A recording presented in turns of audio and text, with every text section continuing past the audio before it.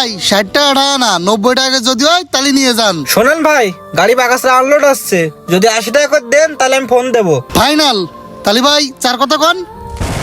এই নে হান্দে, তুই কিছু নিয়ে যা আর আমার কিছু থাক। হ্যাঁ দেন দেন। বাহ, বিনা বুঝিতে তো ভালোই ব্যবসা করলি। খালি মাঝে মাঝে ডাকলি চলে আসছে নে।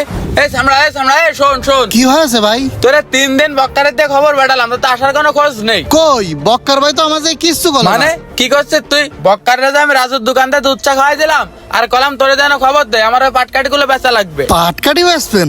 ও ভাই এবার তো পাটকাঠি সেরকম টান নেই। আর আপনার যে কোন কোম্পানিতে এসে নিয়ে যাইতো না, ওই যে পার্টেক্স না কি কোম্পানি, ওকে দিচ্ছেন না?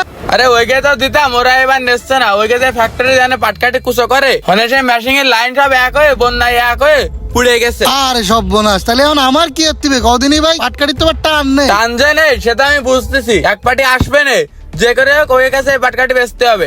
ও এতক্ষণে বুঝলাম।